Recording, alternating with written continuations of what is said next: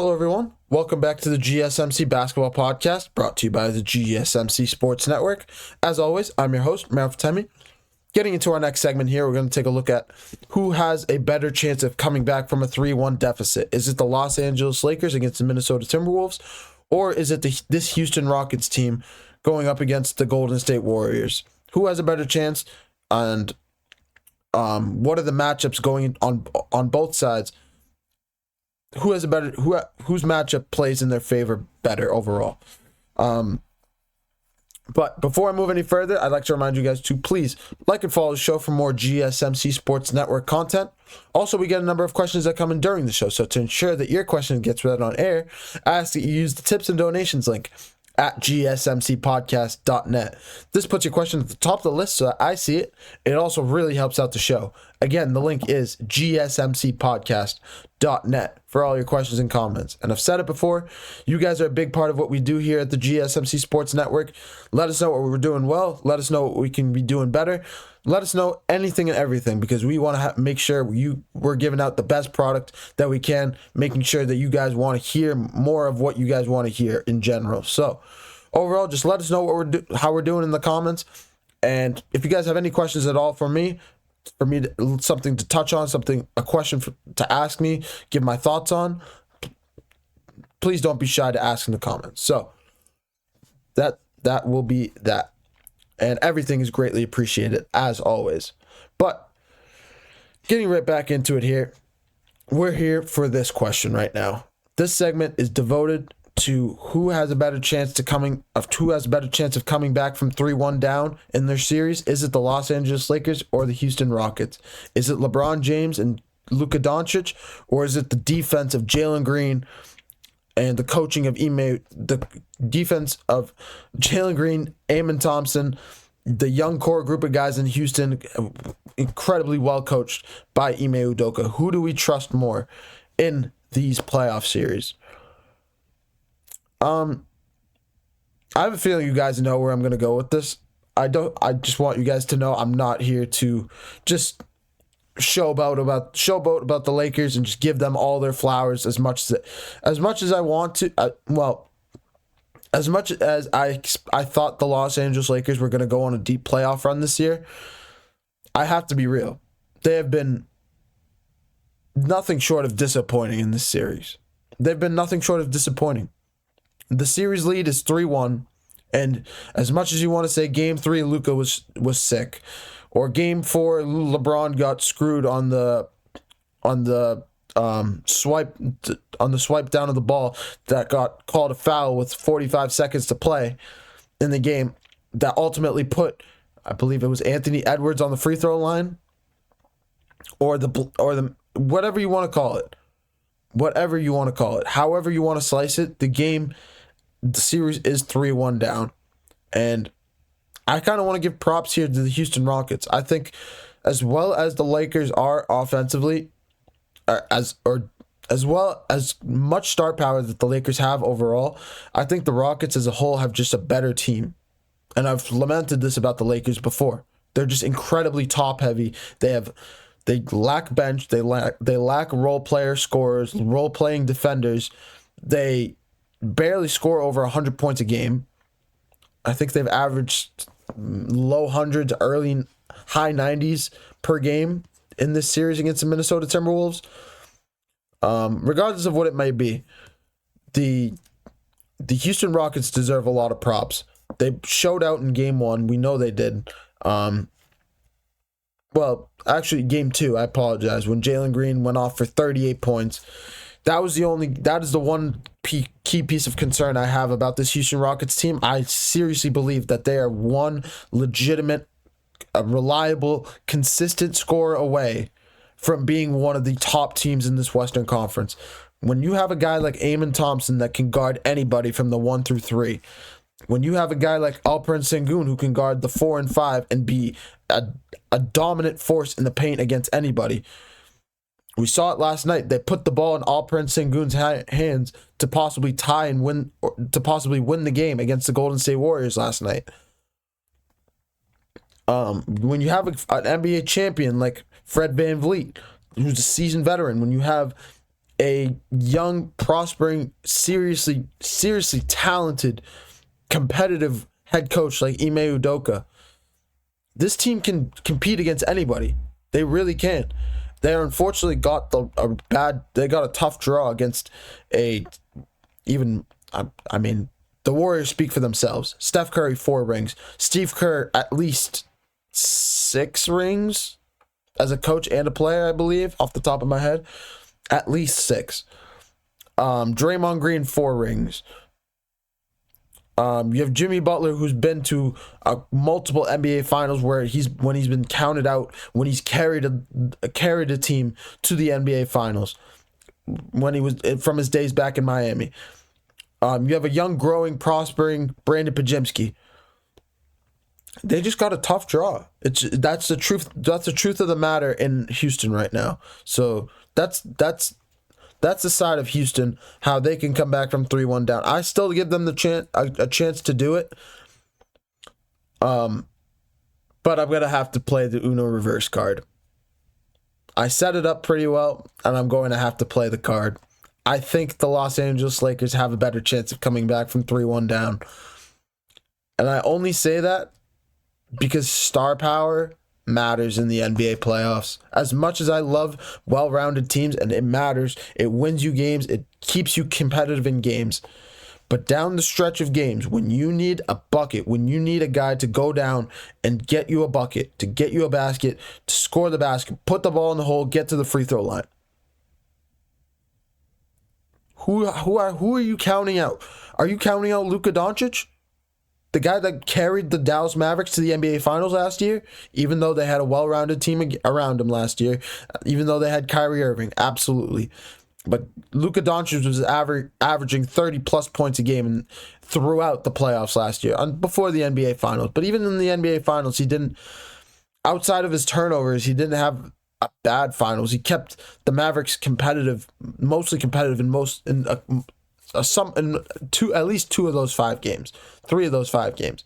I believe there was at least one where they got blown out, absolutely, or 2. I believe it was game 1 and game 5 when they got blown out. But games 2 through 4, they stayed relatively competitive, and in the game that they won in game 4 back in Dallas. But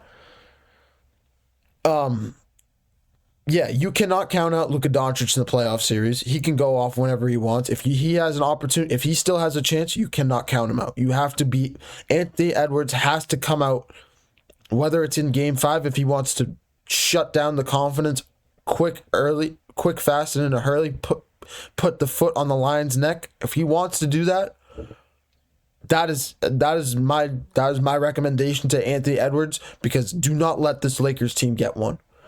If they get one, yes, Minnesota is still a tough game.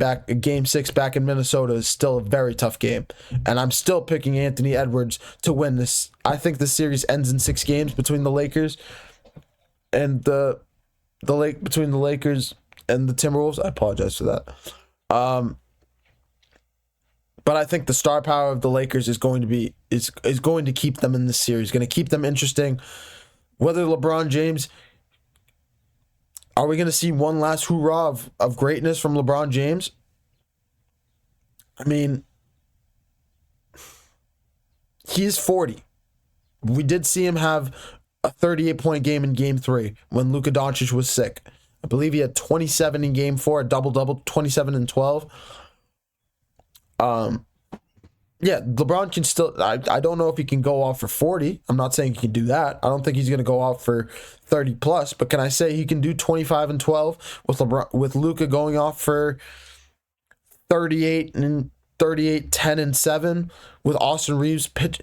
If Austin Reeves can figure this game out offensively, he has been the missing factor for this Lakers team. I don't understand what's going on. I don't know if it's just game 3 and game 4. I don't know if it's the defense that they're playing on him. I don't know if it's the high pick and roll press that they're playing on Austin Reeves that's putting a cap on LeBron James and Luka Dončić being able to facilitate the offense better and get the offense rolling between those 2 or 3 in general.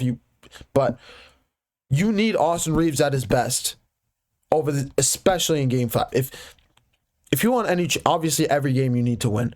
But if you want even a sliver of a chance, you need to win Game 5. The Lakers have to gain some momentum, gain some confidence in Game 5. Rui Hachimura, he played his heart out in Game 4, pitching in 23 points, third leading scorer for this Lakers team. He did the best that he could for the Lakers, being a great role-playing scorer, pitching in as many points as he could for this Lakers team overall. I'm not blaming Rui Hachimura at all in that Game 4 loss, but I still think that he needs to continue to step up. I think that the biggest X factor in the series, well, there's two. Jackson Hayes has been getting bullied in this series by Rudy Gobert, getting into constant foul trouble. If he can limit that, I think that would help the Lakers. I think if Austin Reeves can get his shot going, if he can get his offensive game going, that would be a tremendous help to LeBron James and Luka Dončić. And then it's after those two, yeah, you can say, can Dorian Finney-Smith and Gabe Vincent get it going off the bench? But how much are you really expecting here? We've seen it all playoffs. Sometimes they go off, one of them goes off for 12 points or 8 points. If they can go off for 8 points apiece, just go off for 8 points apiece, get a couple baskets, get to the free throw line a couple times. That's all we need from those role players in general. That's all you really need from the role players in LA. Unfortunately, that's just the state of this Los Angeles Lakers team. They hold what I like to call negative bench. Negative bench. Not zero, negative. When you have games, when you have your starters, when JJ Redick plays the starters in Game 4 in Minnesota, all 5 starters in the entire second half, it's because he doesn't trust the bench. It's because you have negative bench. Because he can't trust you in big moments. Because he knows the starters, regardless of how tired they are, he knows that they can step up in big moments and at least keep the tide going, keep the momentum rolling in their favor. Whether you want to say they were leading the whole game with their starters, it was a must-win game, this, that, and the other. I get it. But in any coach, we've seen it multiple times. Coaches use their rotations at least 7-man deep. They use 2 guys, 3 guys off the bench because it gives their starters rest. It gives them time to relax, catch their wind back, get a sip of water, and get right back into it. Get right back into the action refreshed. That is why you need breaks in the NBA playoffs. And that second half, if this series goes to a Game 7, that second half of Game 4 may come back to bite this Los Angeles Lakers team. Another reason why I'm saying the Lakers are not going to come back. But the question is, who has a better chance? I have to give it to the Lakers. That's just my opinion. And I think the Lakers have the most to prove if they can come back in this series. That's my take on it. It's close. It's very close. Rockets defense, Lakers star power. Rockets better overall team all around. Lakers very top heavy and better offensively. Going up against a less offensive team in the Minnesota Timberwolves, regardless of how you want to slice it. Anthony Edwards going off for 43 points, I get it. Julius Randle going off for 25 points, I get it. Jaden McDaniels having two 25-plus point games in Game 4 going off for 16 points. I get it.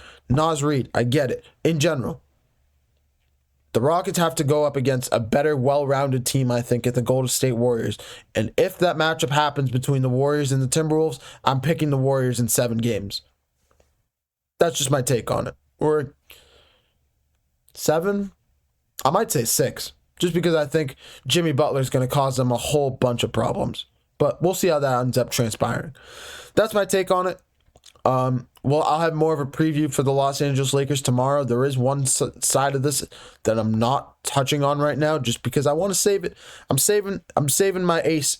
My ace is in my back pocket. I got to save it for tomorrow for the preview, because it's the last time where I'm going to be able to talk about it before the game. So I want to hold my ace in my back pocket until then. Tune into the show same time, 9 a.m. tomorrow if you want to hear about that. But before I move it, not before I move any further, I'm going to take another short break. When we come back, we're going to take a look at the Cleveland Cavaliers completing their sweep on the Miami Heat last night. That was a big matchup. Both seeds now sweeping their competition in the first round. We're going to take a look at the Cleveland Cavaliers and what's possibly next for this Miami Heat squad. Don't go anywhere.